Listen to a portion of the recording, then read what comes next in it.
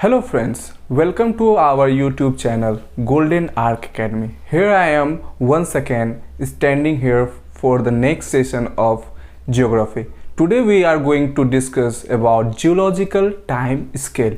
This is very important chapter for all competitive examination perspective.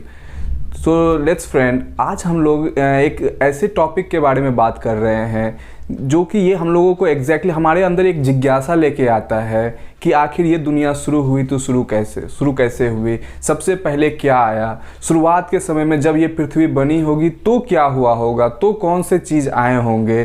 तो आज हम लोग बात करते हैं जियोलॉजिकल टाइम स्केल के बारे में।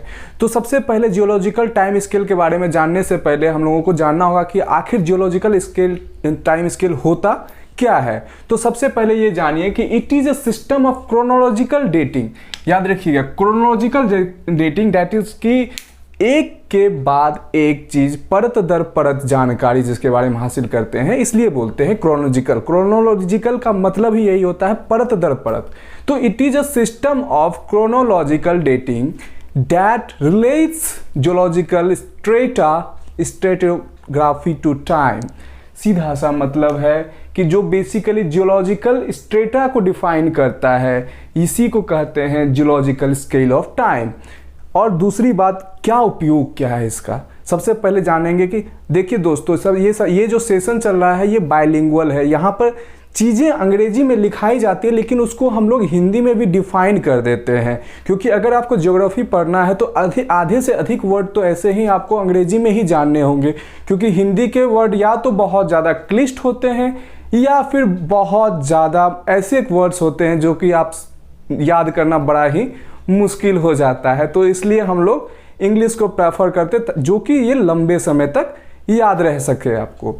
तो अब इसका उपयोग क्या है, तो उपयोग, it is used to relate things, timing and relationships of event during the earth history। इसका यूज ही होता है रिलेट करने के लिए टाइमिंग, कि सबसे पहले क्या हुआ होगा, फिर उसका रिलेशन क्या हुआ होगा, कुछ अगर हुआ तो उसके साथ उसका संबंध क्या था, कौन सा इवेंट हुआ, फिर ये जो अर्थ हिस्ट्री है। अब जैसे क्या होता है कि हमारा जो अर्थ होता है एक किसी भी ऐसे फल का छिलके की तरह होता है जिसको कि आप जितना उसका परत खोलेंगे, हर एक परत के बाद कुछ नया चीज़ आपको देखने को मिलता है। तो हर जैसे कुछ खोले तो अब जैसे फॉसिल्स की बात आ गई, या फिर क्रिस्टल स्टोन्स की बात आ गई, या फिर कोई ऐसे जीव जंतु के बारे में बात आ गई जो कि अब एक्सटिंक्ट हो चुके हैं या फिर अभी हैं ही नहीं, या फिर वो हमारी कल्पनाओं मात्र में है। तो ये सारी चीज़ें जो है ना, ये सारी जिज्ञासाएं का जो सब्जेक्ट्स है, ये कंप्लीटली रिलेट करता है जियोलॉजिकल टाइम स्केल के बारे में। तो जितने भी नोमेनक्लेचर, अब नोमेनक्लेचर की बात करते हैं तो nomenclature of scale setup bye international commission of stratigraphy. इसका जो नोमेनक्लेचर होता है कि जो कि हाँ ये बेसिकली हेडन आएगा, आर्चियन आएगा, फिर प्रेटोरियोजोइक इयन आएगा, फिर फेनोजोइक इयन आएगा। तो इसका जो क्रम होता है, जैसे सबसे पहले हेडन आता है, हेडन के बाद आर्चियन आता है, तो ये इसका जो क्रम हम लोग डिनोट करते हैं, क्रम बताते हैं। तो इसके बारे में जो जैसे एसआई सिस्टम होता है, साइंस में हम लोग हर कोई जानते हैं कि पर्टिकुलर एसआई सिस्टम ये होता है, इसके पर्टिकुलर का वेट, मास, किलोग्राम हम लोग जानते हैं। तो उसी तरीके से इसका जो सीरीज हम लोग करते हैं, तो इसके बारे में इसके बारे में जो बताता है वो नोमेनक्लेचर ऑफ स्केल इसको कहते हैं। इसका जो टाइम स्केल बताता है नोमेनक्लेचर ऑफ स्केल कहते हैं। इसको सेटअप किया जाता है इंटरनेशनल कमीशन ऑन स्ट्रेटोग्राफी। तो अब इसमें सबसे बहुत इंपॉर्टेंट चीज़ जो कि आज हम लोग जानना चाह रहे हैं कि इसमें सबसे इंपॉर्टेंट क्या, और यहाँ से डायरेक्टली क्वेश्चन पूछता है। ये तीन चीज़ें तो हुई जो कि आपको जियोलॉजिकल टाइम स्केल के बारे में ये बताती है कि आखिर चीज़ें हैं क्या। अब जो डायरेक्ट क्वेश्चंस जो पूछता है, क्वेश्चन जो आ रहा है डायरेक्टली या इनडायरेक्टली किसी भी तरह के एग्जामिनेशन में, और ये सर आप एक बात ध्यान रखेंगे कि ये सारे जो चीज़ें अभी हम जो बताने वाले हैं वो डायरेक्टली या इनडायरेक्टली किसी भी तरीके से आपसे पूछा जा सकता है। तो सबसे बड़ी बात होती है कि किसी भी चीज़ को हम लोग समझने के लिए सबसे पहले उसको ब्रॉडली क्लासीफाई करते हैं। सबसे पहले होता है क्या, जो कि उसका ब्रॉडली वो किस क्लासिफिकेशन के किस पार्ट से आता है, फिर उस पार्ट्स का पार्ट्स क्या है, उस पार्ट्स का पार्ट क्या है। यानी कि पहले ही हमने बताया आपको कि ज्योग्राफी का मतलब ही है कि हर एक परत को खोलना, परत को खोलेंगे। जितनी ज़्यादा परतें आप खोलेंगे उतनी अधिक चीज़ें आपके सामने उभर कर सामने आएंगी। तो सबसे पहले बात करते हैं हम लोग इयोन की।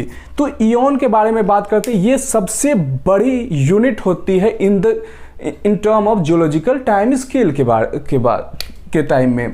दूसरा आता है एरा, ये इयोन के बाद का टाइम है, यानी इयोन के अंदर कह सकते हैं। तो अब सबसे पहला बात, जब इयोन की बात करते हैं तो ये सबसे जो लास्ट वाला पार्ट आता है हेडेन, उसके बाद आता है आर्चियन, उसके बाद वाला इसके बारे में जो कहा जाता है ना, हेडेन, आर्चियन और प्रोटोजोइक, ये तीन के बारे में हम लोग ज़्यादा कुछ डिटेल से नहीं पढ़ते हैं, या फिर इसके बारे में उतना हम लोग नहीं जान करते हैं। क्यों? क्योंकि ये वो समय है जब पृथ्वी बनना शुरू किया था। इस समय पृथ्वी फिर वापस से क्या हुआ, कंडेंस हुआ। जैसे कि आपको पता है कि कोई भी जो प्लैनेट था बिग बैंग थियरी के अकॉर्डिंग, कि वो क्या होता है, उसके अंदर एक्सप्लोजन होता है, वो फैल जाता है और फिर धीरे धीरे कंडेंस होके एक कोइंसिव फोर्स की वजह से क्या होता है कि गोला के रूप में कन्वर्ट हो जाता है। फिर धीरे धीरे ठंडा होता है, फिर अपना एक सन से एक डिस्टेंस बनाता है और फिर फर्दर क्या होता है कि रिवॉल्व करना वो स्टार्ट कर देता है। तो आज जब हम लोग बात कर रहे होते हैं तो ये शुरुआती चरण होता है। जैसे कि एक शिशु जन्म लेता है तो उसके कुछ चरण होते हैं, उसी तरीके से ये पृथ्वी के बनने का एक चरण है। तो सबसे पहला क्या है, हेडेन, उसके बाद आर्चियन, फिर प्रोटोजोइक। ये तीन है जो कि बहुत ही मतलब ये शुरुआती समय है, इसलिए इसको हम लोग प्री कैम्ब्रियन कहते हैं। अगर कभी भी याद रखिए, अगर आपसे कभी भी ये कहा जाए कि प्री कैम्ब्रियन, तो सीधा समझ जाना है कि इस 3 इयोन के बारे में बातें की जा रही हैं आपसे। ये हमेशा क्लियर रखना है कि प्री कैम्ब्रियन का मतलब ही होता है हेडेन, आर्चियन, प्रोटोजोइक, ये तीनों। याद रखिएगा, ये जो नोमेनक्लेचर है जियोलॉजिकल स्केल टाइम का, मैं बीच में आपको इसका एक निमोनिक भी बताऊंगा कि इसको याद कैसे करेंगे। जरूरी नहीं आप जो सोच रहे होंगे जो कि हाँ निमोनिक से चीज़ें बहुत आसान हो जाती हैं, चलो याद हो जाएंगी। मैं आपके सुविधा के लिए वो बता दूंगा, वो चीज़ें आपको याद रखनी है, क्योंकि निमोनिक हमारे दिमाग की उपज होती है। हर किसी का अपना एक तरीका होता है किसी चीज़ को याद करने का। कोई नाम से याद रखता है पर्टिकुलरली, कोई उसके लिए कुछ एक पर्टिकुलर ये लगाता है, मेरे लिए ये निमोनिक अच्छा है, हमको इस निमोनिक से याद हो रहा है, तो ये भैया मेरे लिए निमोनिक बहुत अच्छा है। तो मैं उस निमोनिक को, वो जो मेरा अपना खुद को याद करने का, मेरा खुद का याद करने का तरीका था, वो मैं आपके साथ शेयर कर दूंगा। लेकिन आपसे गुजारिश है कि आप इसके कॉन्सेप्ट को समझिए। अगर इसके कॉन्सेप्ट को समझते हैं, इस क्लास को सही तरीके से प्रिपेयर कर रहे हैं, तो आपको निमोनिक्स की जरूरत पड़ेगी ही नहीं, आपको क्लास के दरमियान ही सारी चीज़ें याद हो जाएंगे। तो अब हम लोग बात कर रहे थे ये प्री कैम्ब्रियन।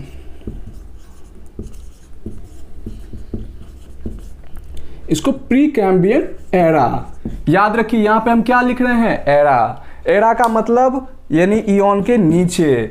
इस समय ये कब से कब का समय है, 4.5 बिलियन टू 0.5 बिलियन। इस समय आज से इतना साल पहले, यानी पृथ्वी का जो उम्र आपसे कोई पूछ दे तो समझ जाइए कह रहा है 4.5 अरब साल पहले की बात कह रहा है। वो 4.5 अरब साल पहले की बात कर रहा है। इसका सीधा अर्थ है कि प्री कैम्ब्रियन का जो टाइम स्केल होगा वो 4.5 बिलियन से 0.5 बिलियन ईयर्स के बीच का समय प्री कैम्ब्रियन टाइम होगा। इस समय अब बात उठता है कि तो इसके बारे में इतना तब से बकबक काहे कर रहे हैं। तो इसके पीछे एक रीजन है कि सर इस समय सबसे पहला जंतु आया था, वो था बैक्टीरिया। तो इसमें बहुत सारे लोग समझ रहे हैं अरे बैक्टीरिया नहीं, ये तो यूनिसेलुलर है, चलो ठीक है, बैक्टीरिया क्यों आ गया। तो बहुत जगह बोलता है ब्लू ग्रीन एल्गी, बहुत समय बोलता है बैक्टीरिया। तो बस एक बात दिमाग में बैठा लेना है, इस समय माइक्रो ऑर्गेनिज्म आया था यूनिसेलुलर, जो नेकेड आई से नहीं देख सकते हैं। हो सकता है कुछ ब्लू ग्रीन एल्गी का बात बोलते हैं कि हाँ चलो उस समय क्या कहते हैं कि मिथाइल ऑक्साइड कंडेंस हुआ, बहुत समय तक बारिश होती रही, तो बहुत सारे जगह जगह पे कजली तो जानते ही हैं, तो उसी को कहते, वही क्या हुआ, कजली एक तरह से बहुत दिन तक वो लगा रहा पानी कहीं में स्टक कर गया, तो हो सकता है कि वहाँ पे ब्लू ग्रीन एल्गी लग गया। कोई बोलता है जो कि बैक्टीरिया आया था, कोई बोलता है प्रोटोजोआ यानी प्रोटो प्लस जोआ, प्रोटो मतलब सबसे पहला, जोआ मतलब आने वाला जीव, तो जो सबसे पहले आया उसको प्रोटो कहे, जोआ कहे। तो जैसा कि हम अभी आपको बताएं कि ये तीनों का बात जब भी आएगा तो प्री कैम्ब्रियन एरा के बारे में हम लोग बात करेंगे। तो 4.5 बिलियन ईयर से लेके 0.5 बिलियन ईयर्स के बीच के टाइम स्केल को हम लोग प्री कैम्ब्रियन टाइम कहते हैं। इसके पहले फेनोलॉजिक के बारे में बात करेंगे, इसी में आता है कैम्ब्रियन। अब आएगा आदमी सब, अब कोई नया नया रेप्टाइल्स, रैबिट, ये वो फलाना ढिमकाना, अब बहुत सारी चीज़ें आना शुरू हो जाएगा। अब सोना चांदी यानी कि प्रीसियस मेटल्स, प्रीसियस स्टोन्स, ये सब चीज़ बनने शुरू हो जाएंगे। अभी होगा प्लेट टेक्टोनिक एक्टिविटी, जिसके बारे में कि हम फर्दर किसी क्लास में एकदम पूरे डिटेल से डिस्कस करेंगे, जो कि हाँ प्लेट टेक्टोनिक क्या होता है। तो उसका अगर आप ओवरव्यू जानना चाहते हैं तो बस ये जान लीजिए कि प्लेट टेक्टोनिक में बेसिकली क्या होता है, इसको हिंदी में भूसंगति कहते हैं। प्लेट टेक्टोनिक का हिंदी में भूसंगति कहते हैं, जिसमें या तो प्लेट एक दूसरे को से टक्कर खाता है तो इसको कहते हैं, जब टक्कर खाता है तो उसको कहते हैं कन्वर्जेंस, और जब दूर होता है तो उसको कहते हैं वो डाइवर्ज कर जाना या डाइवर्जेंस उसको कहते हैं। तो और तीसरा क्या होता है, एक दूसरे से फिसल के साइड से निकल जाना, ठीक है ना। तो अब इन सब चीज़ों के बारे में हम लोग बाद में चर्चा करेंगे। ये सब एक्टिविटी अब इसी कैम्ब्रियन टाइम से स्टार्ट होता है। तो अब हम लोग बात करते हैं फेनोलॉजिक ईओन के बारे में। याद रखिएगा हम लोग इसी ईओन से बिलोंग करते हैं, वी आर द बच्चा ऑफ दिस ईओन। तो हम लोग इसी ईओन से बिलोंग करते हैं। तो इसमें बेसिकली इसको हम लोग कैटेगराइज करते हैं 3 पार्ट में। सबसे पहला सेनोजोइक एरा, फिर मेसोजोइक एरा, और फिर आता है सेनोजोइक एरा। अब इसमें से सेनोजोइक एरा से हम लोग आ जाएंगे। सेनोजोइक एरा में देखिएगा तो 2 चीज़ आ जाता है, क्वार्टिनरी आता है, टर्सरी आता है। तो हम लोग क्वार्टिनरी में भी आते हैं, क्वार्टिनरी के हेलोसीन में ही हम लोग आ जाते हैं। तो चलिए आगे इसके बारे में हम लोग अब फेनोलॉजिक के बारे में बात करते हैं। तो जैसा कि अभी हम लोग जियोलॉजिक टाइम स्केल के बारे में बात कर रहे थे, तो कुछ चीज़ें हम पहले भी क्लियर कर चुके हैं, अभी भी फिर वापस से आ रहे हैं कि एक चीज़ तो जिसमें डायरेक्टली क्वेश्चन आता है उसको बार बार हम बोलने की कोशिश कर रहे हैं कि ये चीज़ें तो आप हमेशा कंठस्थ याद रखिएगा कि सबसे पहले बात आएगी ईओन का, फिर इसके अंदर आता है एरा, फिर आता है पीरियड, फिर आता है एपॉच, फिर आता है एज, जैसे स्टोन एज, तो ये एज, वो एज। तो इसके बारे में हम लोग बात करते हैं। तो ये चीज़ें तो हो गई जो हम पहले बात कर चुके कि उसको डिवाइड किया गया था Hadean eon, Archean eon, Proterozoic eon और फेनोलॉजिक ईओन, मतलब 4 कैटेगरी में हम लोग इसको डिवाइड किए थे, 4 कैटेगरी। और प्री कैम्ब्रियन ईओन के बारे में हम बताए थे, जो कि 4.5 बिलियन से लेके 0.5 बिलियन ईयर्स के बीच के टाइम को प्री कैम्ब्रियन एरा कहते हैं, और बाद के एरा को कैम्ब्रियन पीरियड कहते हैं। तो अब बात करते हैं हम लोग फेनोलॉजिक ईओन के बारे में। तो फेनोलॉजिक ईओन के बारे में अगर हम लोग को जानना है तो एक बात जानते हैं कि इसका जो कालानुक्रम है, यानी कि इसका जो पीरियड होता है, ये 570 मिलियन ईयर्स से लेके 225 मिलियन ईयर्स के बीच होता है। तो सबसे पहले जैसे ही हम लोग बात करते हैं पैलियोजोइक एरा के बारे में, तो सबसे पहला इसमें टाइम आता है कैम्ब्रियन पीरियड। यही वो समय है जब क्या होता है पृथ्वी में भूसंतति अर्थात प्लेट टेक्टोनिक एक्टिविटी शुरू हुई थी। प्री कैम्ब्रियन पीरियड में बहुत सारी चीज़ें ऐसी हुई, जैसे कि क्रिस्टल स्टोन का बनना या फिर नए नए सरीसृप का बनना, ये सारी चीज़ें यहाँ पे स्टार्ट हुई थी। पैलियोजोइक एरा जिसके बारे में हम अभी बात कर रहे हैं, जिसका कि पीरियड है 570 से लेके 225 मिलियन में।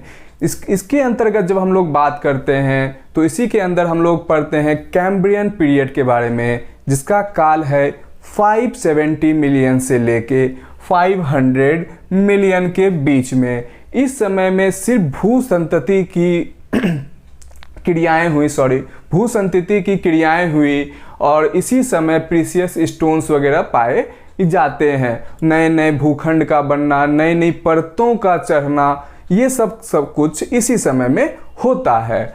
इसके बाद का समय आता है ऑर्डोविशियन पीरियड। ध्यान से जानिएगा, यहाँ से पहले जिंदगी का शुरुआत होता है, यानी कि वो जिंदगियाँ जो कि आप अपनी नंगी आंखों से देख सकते हैं, वो जिंदगी जो कि आप अच्छे से महसूस करते हैं, इसी समय से स्टार्ट होती है। नाम है उस पीरियड का ऑर्डोविशियन पीरियड, जिसका कि कालानुक्रम है 500 मिलियन से लेके 400 मिलियन ईयर्स के बीच का टाइम। इस समय क्या हुआ, तो इस समय सबसे पहले फिश का पता चलता है। इसके बाद का समय आता है सिल्यूरियन पीरियड। सिल्यूरियन पीरियड का मतलब यानी 440 से लेके 395 के बीच का समय। ये वो टाइम है, यही वो टाइम है जिस समय की एक बल्क फॉर्म में, यानी कि ठीक है, सबसे पहले फिश का पता चलता है, सबसे पहला फिश ऑर्डोविशियन पीरियड में पता चलता है, लेकिन जिंदगी का एक समुन्नत रूप, एक विकसित फॉर्म जो स्टार्ट होता है वो सिल्यूरियन पीरियड से स्टार्ट होता है, जो लगभग 440 मिलियन से लेके 395 मिलियन के बीच होता है। याद रखिए एक बात, जो कि ये सारा कालानुक्रम जब हम पढ़ रहे हैं उस बीच में प्लेट टेक्टोनिक की परिघटनाएं वो लगातार तो होती हैं। सिल्यूरियन पीरियड के बारे में जो हम लोग बात करते हैं 440 से लेके 395 मिलियन ईयर्स के बीच में, इस समय क्या होता है, जिंदगी स्टार्ट होती है। सबसे पहले लाइफ का एग्जिस्टेंस पता चलता है। बता चुके ऑर्डोविशियन पीरियड में क्या होता है कि सबसे पहले फिश के बारे में पता चलता है, सबसे पहला मछली के बारे में पता चलता है। लेकिन सिल्यूरियन पीरियड में क्या होता है, एक बल्क फॉर्म में, एक बृहद तौर पे जीवन का पता चलता है। इसके बाद का समय आता है डेवोनियन पीरियड। डेवोनियन पीरियड जो आता है, सॉरी लिखा नहीं,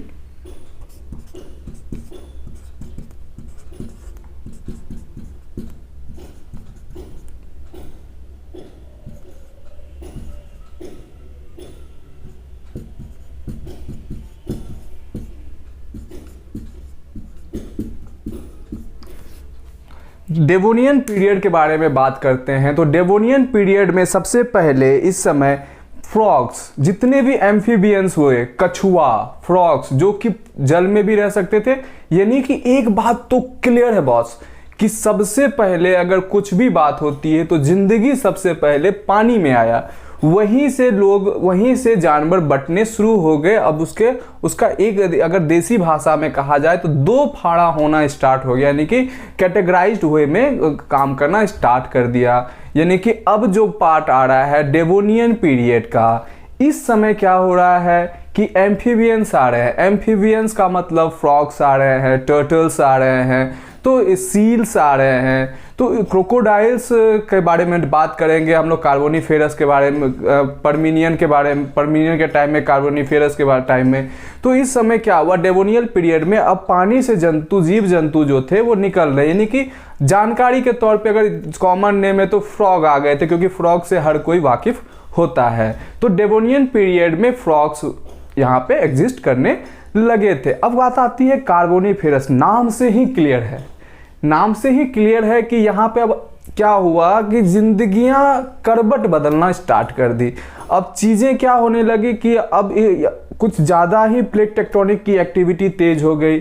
चीजें अब बहुत सारे जीव जो आए वो एक्सटिंक्ट हो गए, या फिर वैनिस्ड हो गए, या फिर नई जिंदगियां यहाँ शुरुआत हो गई। इसलिए कार्बोनिफेरस को हम लोग दो पार्ट में डिवाइड कर देते हैं, अपर कार्बोनिफेरस और लोअर कार्बोनिफेरस। तो अपर कार्बोनिफेरस में वो समय आया जब क्या हुआ कि कुछ जो हमारे पृथ्वी में कुछ उथल पुथल शुरू हो गया।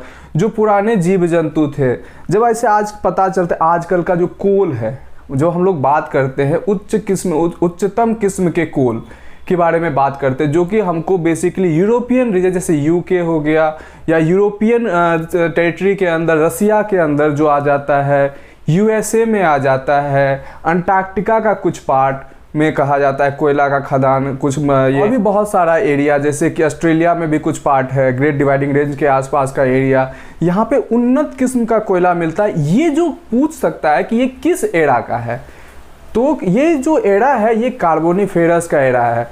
हो सकता है कि आप लोगों को कुछ अलग आवाज़ें आए, कुछ इफ़ेक्ट्स वगैरह आना स्टार्ट हो जाए, क्योंकि सर्कमस्टांसेस कुछ अलग टाइप का है, बारिश का मौसम है, तो हो सकता है कि और कुछ कंस्ट्रक्शंस के काम चल रहे होते हैं तो उसका कुछ आप लोग को आवाज़ आ सकता है, इसलिए उस सब चीज़ों को आप नज़रअंदाज कर देंगे। ये सारी चीज़ें हो रही हैं, उसके लिए हम क्षमा चाहते हैं। तो हम लोग बात करते हैं कार्बोनिफेरस के बारे में। तो कार्बोनिफेरस में जब हम बात करते हैं लोअर और अपर, तो अपर में बताया कि कुछ प्लेट टेक्टोनिक्स की एक्टिविटी होती गई, फिर लोअर में क्या होता है कि नए जीव जंतु आने स्टार्ट हो गए। अब क्या हो रहा है ना कि जीव जंतु का आकार, यानी कि अब बात करें फिश साइज कितना बड़ा होगा शुरुआती फिश का, आप समझ सकते हैं। फिर क्या होता है, लोअर चीज़ें क्या होने लगी, बड़ी होने लगी, है ना। नए नए जीव जंतु से हम क्या करने लगे, अवगत होने लगे। तो अब क्या होता है कि बात करते, जैसे ही बात इसकी आती कार्बोनिफेरस की, तो इस समय क्या हुआ कि बहुत सारे वर्टिब्रेट्स वगैरह आने शुरू हो गए। वर्टिब्रेट्स आने लगे, कहा जाता है एक तरीके से तो पहला रेप्टाइल के बारे में भी जानकारी हम लोगों को कार्बोनिफेरस से भी मिलती है। अब हम लोग बात करते हैं परमेनियन पीरियड। इसलिए आपसे पूछा जा सकता है कि दुनिया की सबसे उन्नत किस्म की कोयला किस पीरियड से बिलोंग करता है, तो कुछ सोचे समझे बगैर सीधा कार्बोनिफेरस डाल देना है। ये बड़ा ही फेवरेट टॉपिक होता है, इसलिए मैं इसमें ज़्यादा समय ले रहा हूँ। अगला आता है परमेनियन पीरियड। तो इसमें क्या हो गया कि आपको पता है कि अब नया चीज़ आगे स्टार्ट होने वाला है, मीसोजोइक एरा, जैसा पता है, यानी कि अब ब्रह्मांड का पूरा स्थिति ही बदलने वाला है। तो परमेनियन पीरियड है 280 मिलियन से 250 मिलियन के बीच का समय है। तो इस समय अब क्या हो रहा है ना कि नए नए रेप्टाइल्स, अलग अलग किस्म का रेप्टाइल्स वगैरह आ रहा है। अब चूंकि क्या है, एम्फीबियंस है, पहले फिन्स होता था, अब सीधे पैडल आ गया, पैडल से हाइंड लेग्स आ गया, अब फुदकना स्टार्ट किया, चलने के। अब क्या हुआ, जो कि धीरे शरीर में, अब डार्विन का नियम क्या कहता है, डार्विन का नियम कहता है कि क्रोनोलॉजिकल ऑर्डर में हमारा डेवलपमेंट होता है। हम लोग का क्रोनोलॉजी के आधार पे ही हम लोग डेवलप कर सकते हैं, क्रोनोलॉजी के आधार पे ही हम लोग डेवलप कर सकते हैं। तो अब बात आती है परमेनियन के बारे में। हम आपको बता दिए कि अब इसमें क्या हुआ कि रिप्लेस किया गया बहुत सारे जीव जंतु को, क्योंकि आपको पता ही है रिप्लेस का मतलब क्यों। अच्छा, यहाँ पे हम बात कर रहे हैं परमेनियन पीरियड में रिप्लेस कर रहा है कुछ जंतु को। रिप्लेस का मतलब ये नहीं है कि उसको मार काट के वो भाग गया, मतलब कि हम बता चुके कि कार्बोनिफेरस के टाइम में क्या होता है, पृथ्वी के अंदर उथल पुथल ज़्यादा हो जाता है, यानी प्लेट टेक्टोनिक एक्टिविटी बहुत बढ़ जाता है। प्लेट टेक्टोनिक एक्टिविटी बढ़ जाता है तो कहीं पहाड़ बनता है, कहीं खाई बनता है, नए नए ओशियनिक क्रस्ट बनने शुरू हो जाते हैं, नए नए कॉन्टिनेंटल क्रस्ट बन जाते हैं। तो इससे क्या होता है कि वहाँ के जीव जंतु कहीं ज़मीन में समा जाते हैं, कहीं जब उसके ऊपर परतें चढ़ जाती हैं, तो वो जीव जंतु तो एक्सटिंक्ट लेवल पे चले गए हैं ना, या तो वो कम्प्लीटली वैनिश्ड हो गए या एक्सटिंक्ट चले गए। तो चीज़ और प्रकृति का नियम क्या है कि जो जनसंख्या में कम होगा उसका राज खत्म होगा, यानी कि अब जो नया आएगा तो वो क्या करता है, वो सृष्टि को, वो उस प्रकृति को अगले लेवल से स्टार्ट करता है। तो अब जो नए लेवल पे रेप्टाइल्स वगैरह आ गए, तो ये क्या किए, जो पिछले जितने भी जंतु थे ना उसको रिप्लेस करते। अब देखेंगे आगे जो रेप्टाइल्स आता है, रेप्टाइल्स में ही अब क्या होता है कि उसका शरीर बढ़ना स्टार्ट हो जाता है। तो हम लोग अब बात करेंगे कुछ देर में डायनासोर्स वगैरह के बारे में। अब डायनासोर के बारे में बात होगी। अब बात करते हैं हम लोग मेसोजोइक एरा के बारे में।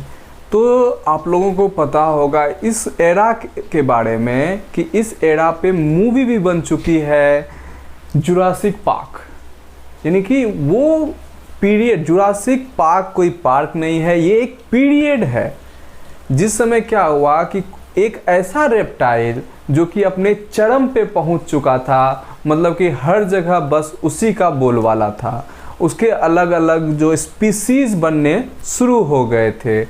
तो उतनी वहाँ पे अभी नहीं पहुँच के सबसे पहले इसका हम जहाँ से स्टार्ट होता है वहाँ से बात करते हैं। तो सबसे पहले ट्रायसिक पीरियड का बात आता है। इस समय रेप्टाइल्स में क्या हुआ कि उसका मतलब कि उसके अंदर क्रोनोलॉजी ऑर्डर के अंदर वो आ गए, यानी कि अब उसका सतत विकास शुरू हो गया था, क्रमवार विकास, मतलब कि अब धीरे धीरे उसके आकार और अवस्था में परिवर्तन आने शुरू हो गए थे। यानी कि हो सकता है कुछ रेप्टाइल्स उड़ सकते हों, कुछ रेप्टाइल्स रेंग सकते हों, तो कुछ ऐसे उसके अंदर क्रोनोलॉजिकल ऑर्डर के तहत उसके जीनोम चेंजेस वगैरह उसके अंतर्गत होने शुरू हो गए। तो ये सब पीरियड स्टार्ट होता है ट्रायसिक पीरियड के टाइम में, जिसका कालानुक्रम है 225 मिलियन से लेके 195 मिलियन के बीच में। तो इसके बाद का समय आता है जुरासिक पीरियड। तो जुरासिक पीरियड के बारे में अगर हम लोग बात करते हैं, तो जुरासिक पीरियड के बारे में अगर हम लोग बात करते हैं तो इस समय का सबसे मेन थीम आता है कि डायनासोर का एक्सट्रीम पोजीशन पे आ जाना। एक्सट्रीम पोजीशन कहने का मतलब ये है कि हर तरफ हर जगह इसका बोलबाला हो, हर जगह ये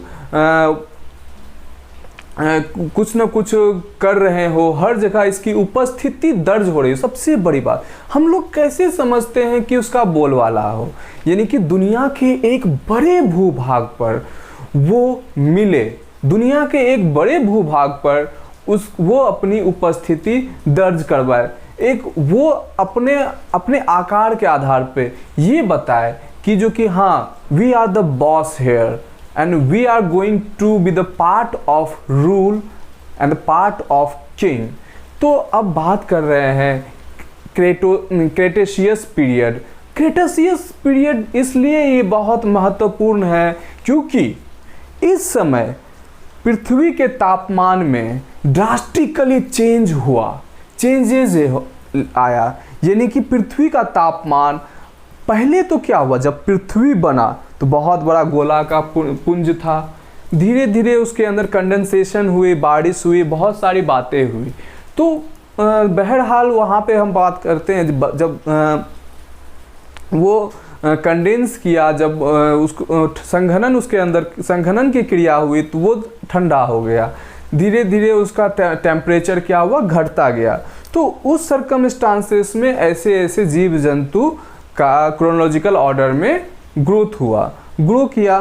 तो अब जो भी हम लोग बात कर रहे हैं जीव जंतु के बारे में, तो वो एक किसी खास टेम्परेचर पर, किसी खास सर्कमस्टांसेस में ही खुद को अडेप्ट कर पाए। जैसे मान लेते हैं, बात करते हैं पेंगुइन की, तो क्या पेंगुइन हमारे यहाँ पे जीवित रह सकती है?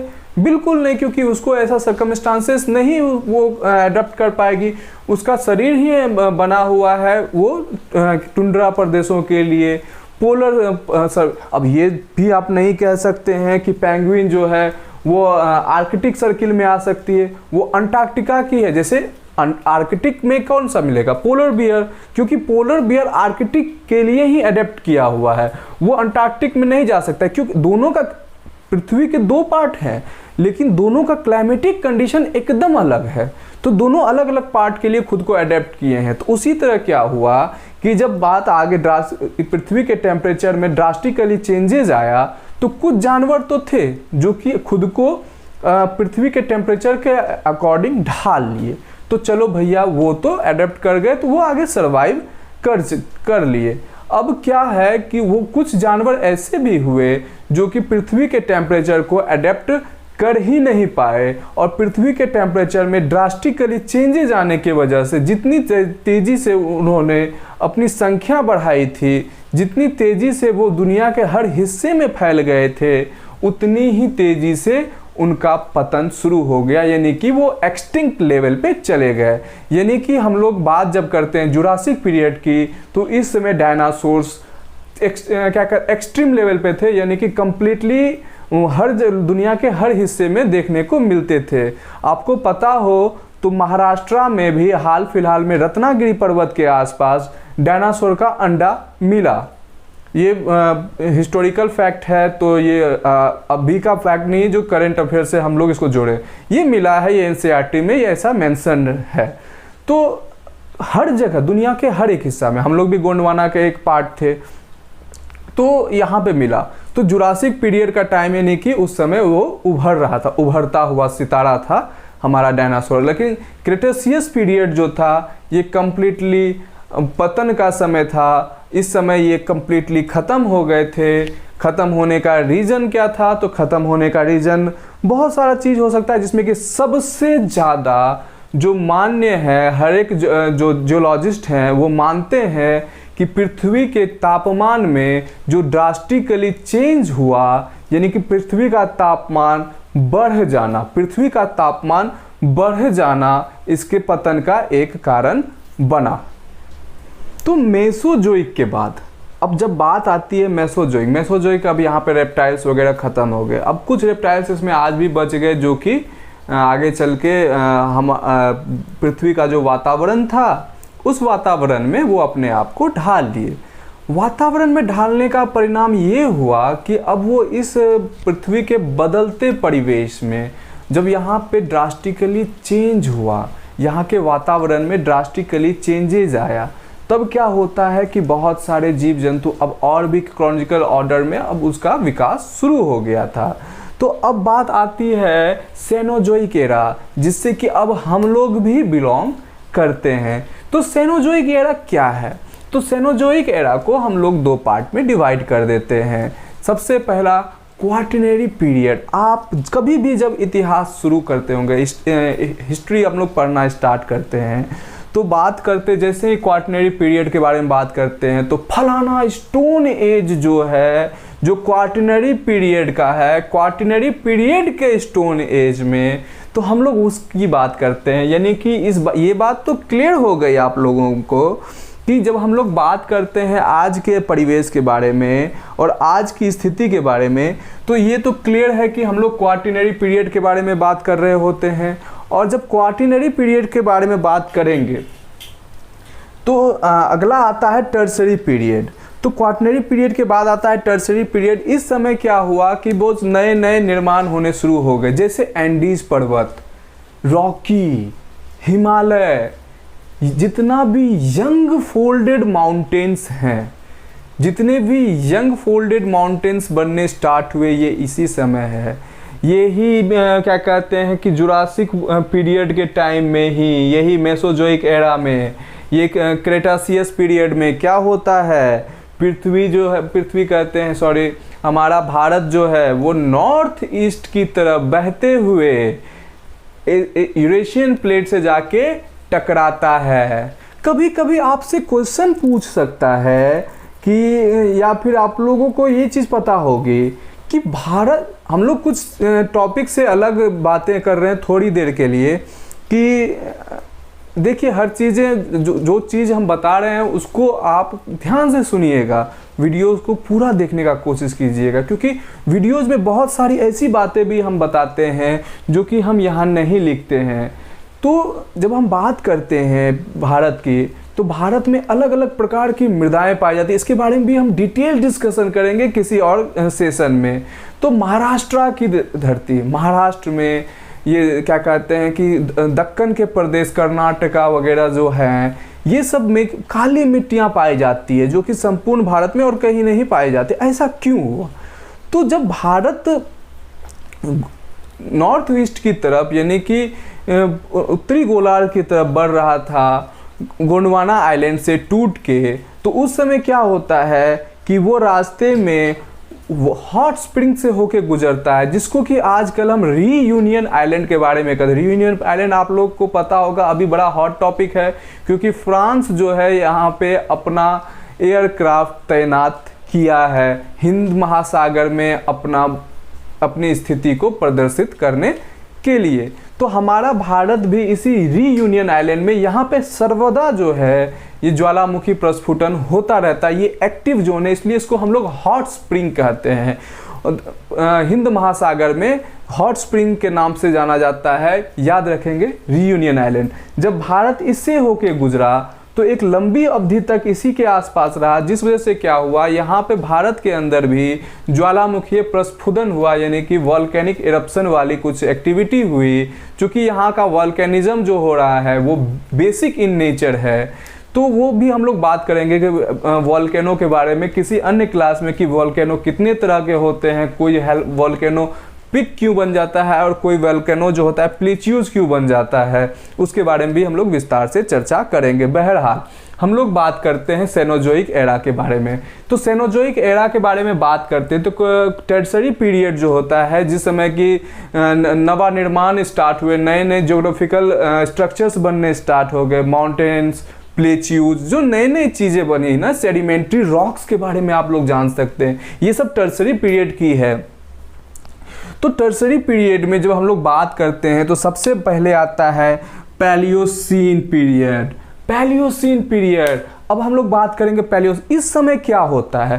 तो पैलियोसीन पीरियड में सबसे पहले आने वाला जीव था, वो था रैट। याद रखिएगा सर, रैट और माइस जो कहिए, ये हमारे बहुत पुराने लोग हैं। तो रैट और माइस पैलियोसीन टाइम में आते हैं। इसके बाद जब बात करते हैं तो इस समय में बहुत सारी घटना, रैट और माइस यानी कि रेप्टाइल्स वर्ग से ही आ रहे हैं, और ये बेसिकली कुछ हद तक कह सकते हैं एम्फीबियंस भी हम लोग इसको रिलेट कर सकते हैं। अगला पार्ट आता है टर्सरी का ही इयोसीन पीरियड, जिसमें कि 55 मिलियन ईयर्स की इसे लेके 38 मिलियन ईयर्स के बीच का टाइम है। तो पैलियोसीन में जैसा बताया रैट और माइस का बात कर रहे थे हम लोग, और जैसे इयोसीन की बात करते हैं तो इस समय आते हैं रैबिट, हेयर, यही सब। तो इस समय क्या हुआ, छोटे छोटे क्रिएचर्स जो हैं वो जन्म लेना शुरू कर देते हैं। याद रखिए जब हम लोग बात कर रहे हैं ना प्लांट्स वगैरह, ये सब जो प्लांट्स सब की बात करेंगे तो ये इसी समय आ जाता है डेवोनियन पीरियड में ही, क्योंकि यहाँ पे ही आपको शो करना स्टार्ट कर देता है, चीज़ें आने दिखनी शुरू हो जाती हैं, तभी ना कार्बोनिफेरस में आपको कोल मिल जाता है। तो याद रखिएगा, इसलिए प्लांट्स वगैरह सब का बात जब भी कभी आएगा तो ये वाला पार्ट हम लोग कहेंगे। जब भी प्लांट के बारे में हम लोग को पूछा जाएगा या वर्टिब्रेट्स के बारे में पूछा जाएगा तो इसी के आसपास में प्लांट्स वगैरह आ जाता है। तो हम लोग बात कर रहे थे इयोसीन। इयोसीन में क्या होता है कि रैबिट्स इस समय आने शुरू हो जाते हैं। तो रैबिट से रिलेटेड इस समय कुछ चीज़ें होती हैं। अब बात करते हैं ओलिगोसीन के बारे में। हम लोग अभी तक थे इयोसीन में, इस समय रैबिट आ चुका था। इसका टाइम पीरियड 55 मिलियन से 38 मिलियन ईयर्स के बीच में था। कोशिश कीजिए कि जब हम क्लास ले रहे हो उसी समय चीज़ों को आप लर्न भी करते चले जाए, ताकि अगर आप एक बार भी अगर उसको पढ़ते हैं थोड़ोली, आप टेंशन मत लीजिएगा। एक आप स्क्रीनशॉट लेना चाहेंगे तो ले लीजिए, अगर नहीं भी लेते हैं तो वो सारी चीज़ें हमारे डिस्क्रिप्शन बॉक्स में हमारा टेलीग्राम लिंक दिया हुआ है, वहाँ पे जाके आप ज्वाइन कर लीजिए और हमारे क्लासेस से रिलेटेड सारे अपडेट्स, जितने भी टीचर्स हैं उनके क्लासेस से रिलेटेड सारे अपडेट्स आपको वहाँ पे मिल जाएंगे। वहाँ पे हमारा हैंड रिटन नोट्स भी आपको इजीली अवेलेबल कर दिया जाएगा, जो कि आपके प्रिपरेशन में एक बहुत ही बढ़िया माध्यम बनेगा। चीज़ें आसान हो जाएंगी, आपको एक्स्ट्रा टाइम्स मिल जाएंगे पढ़ने के लिए, स्टडी करने के लिए। लेकिन एक बात और ध्यान रखिएगा, खुद का बनाया हुआ नोट्स ज़्यादा हेल्पफुल होता है। तो अब बात करते हैं हम लोग ओलिगोसीन पीरियड के बारे में। ओलिगोसीन पीरियड के बाद आप एपोच, यहाँ जो हम लोग बात कर रहे हैं ना, जितना भी चीज़ का बात कर रहे हैं, ये सारा का सारा ये एपोच है, ये ध्यान रखिएगा। अब हम लोग पीरियड के नीचे आए हैं एपोच। अब इसी के नीचे जब हम लोग जाएंगे तब एज में चले जाएंगे, यही इसके नीचे होलोसिन में स्टोन एज, है ना। तो ये सब चीज़ों के बारे में हम लोग पढ़ रहे हैं। तो अब बात कर रहे हैं हम लोग ओलिगोसीन के बारे में। थी इसका जो टाइम पीरियड है वो 38 मिलियन ईयर से 24 मिलियन ईयर्स के बीच का टाइम पीरियड है। इस समय क्या आए थे, तो एंटीलोप एप के बारे में, एंटीलोप एप के बारे में आए थे। यानी कि ये क्या कहते हैं, लंगूर का वह प्रजाति था जो कि विकास मतलब कि अभी ग्रो के कंडीशन में ही था, अभी उसके अंदर जीनोम डेवलपमेंट शुरुआत ही हुआ था। तो अब बात करते हैं, याद रखिएगा ये हम लोग बात कर रहे हैं एप के बारे में। अगला आता है मियोसीन। अब हम लोग बात किसकी कर रहे हैं, मियोसीन के बारे में, मियोसीन एपॉक के बारे में। इसका टाइम पीरियड 24 मिलियन से 5 मिलियन ईयर्स के बीच का है। मियोसीन एपॉक जो है इस समय, अब हम लोग बात कर रहे हैं किसके बारे में, तो अभी से पहले हमको सिर्फ प्लांट्स भी मिल रहे थे, प्लांट्स और ट्री, प्लांट्स वगैरह। लेकिन यहाँ पे जैसे हम लोग आते हैं तो अब यहाँ पे क्या हो रहा है, फ्लावरिंग प्लांट्स।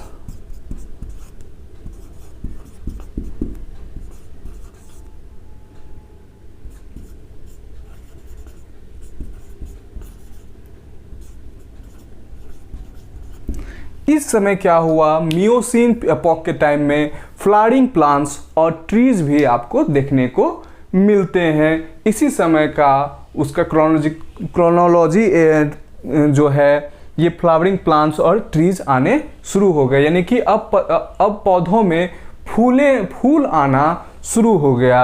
अब बात करते हैं प्लियोसीन के बारे में। प्लियोसीन एज जो होता है ये हमारे अर्ली ह्यूमन एंसेस्टर का टाइम है।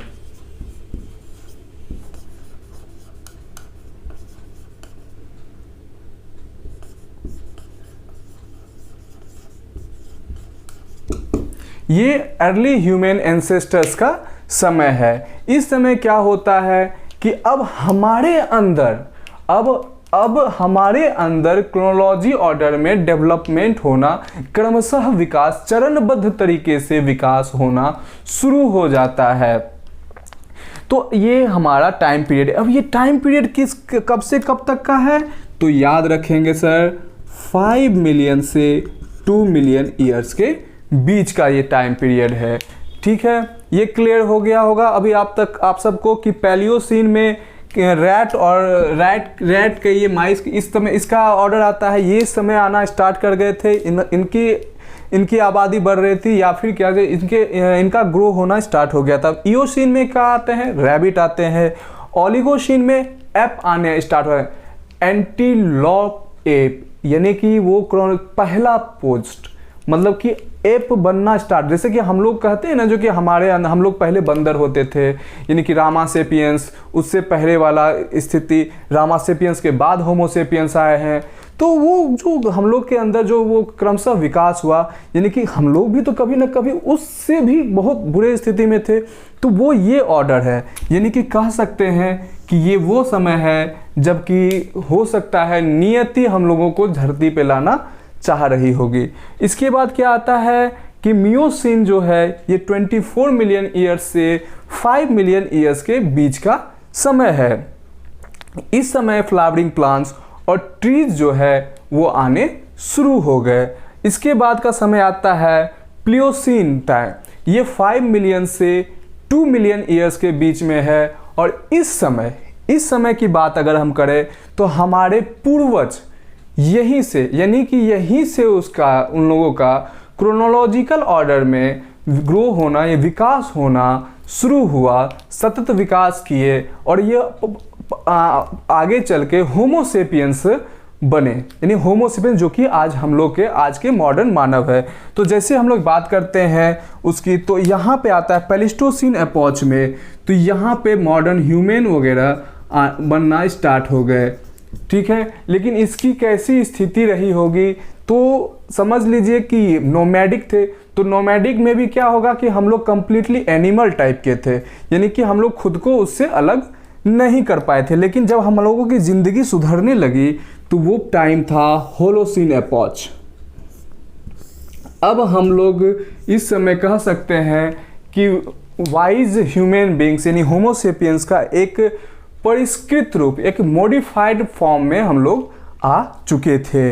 इस समय क्या हुआ कि अब हम लोगों को के अंदर बुद्धि आने लगी थी, अब हम लोग सोचने लगे थे, अब हम लोग नोमैडिक के बाद, नोमैडिक के अलावे अब सेटल होने का सोचना स्टार्ट कर दिए थे। अब हम लोग एक जगह रहने लगे थे, झुंड में रहने लगे थे और अपनी एक अलग कॉलोनी बनाने लगे थे जो कि सेपरेट कॉलोनी होती थी। तो अब एक नए एज का स्टार्ट हो जाता है, पहली स्टोन एज का। अब इस समय स्टोन एज इसलिए कहा गया क्योंकि उस समय सारे जो औजार होते थे वो मुख्यतः पत्थर के ही बने होते थे। तो पत्थर के एज को भी अब क्या करते हैं हम लोग 3 श्रेणी में बांट देते हैं, पैलियोलिथिक, मीसोलिथिक, न्यूलिथिक। ठीक है, उसके बाद आएगा मेटल एज। जैसे कि अब इसको हम लोग डिवाइड पार्ट करते हैं, तो इसको जब हम लोग पार्ट करते हैं तो ये आ जाता है स्टोन एज,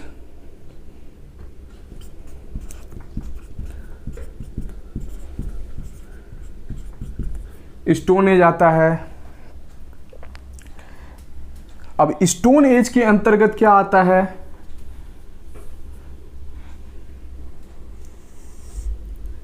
इसके अंदर जब हम लोग बात करेंगे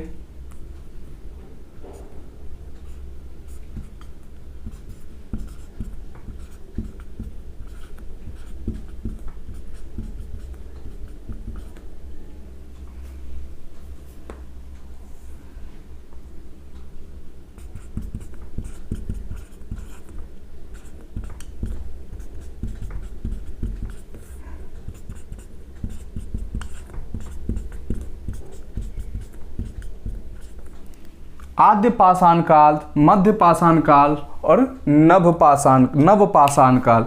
इसको पैलियोलिथिक कहते हैं आद्य पाषाण काल, मीसोलिथिक कहते हैं मध्य पाषाण काल और न्यूलिथिक को कहते हैं नवीन पाषाण काल कहते हैं। स्टोन एज के बाद का जो हिस्सा आता है उसको अब हम लोग कहते हैं मेटल एज, बहुत रिसेंट।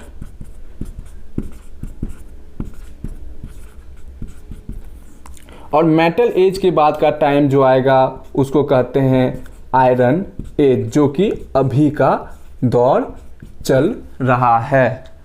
तो आज की टॉपिक को यही समाप्त करते हैं। उम्मीद है कि आपको ये सेशन बहुत ही अच्छा लगा होगा और मैंने अपने तरफ से कोशिश की है कि हर एक पहलू को आपके समक्ष विस्तार पूर्वक रखा जाए, चीज़ों को डिफ़िकल्ट नहीं बना के चीज़ों को सरल भाषा में आसान तरीक़ों से आपके समक्ष रखा जाए। बहरहाल आज मैं आपसे अनुमति चाहूँगा, अपने मित्रों को के साथ इस टॉपिक को साझा करें, सब्सक्राइब करें चैनल को और डू लाइक आवर चैनल्स, क्योंकि ये हमारा जो आप लाइक करते हो ना वो हमारे लिए एक मोटिवेशन होता है कि हम चीज़ों को आपके सामने अच्छे तरीके से लेके आए, चीज़ों को अच्छे तरीके से आपके सामने पेश करें और अधिक से अधिक मेहनत आपके लिए हम लोग करें। तो अगले सेशन में हम लोग बात करेंगे कि हॉलैंड साहब के बारे में। टी.एस. हॉलैंड जो हैं वो हमारे अब भारतीय इतिहास को, भारतीय कालानुक्रम को भी 4 पार्ट में बांटते हैं, उसके बारे में हम लोग बात करेंगे अगले सेशन में। हम लोग अब आज के लिए आपसे विदा लेते हैं। धन्यवाद।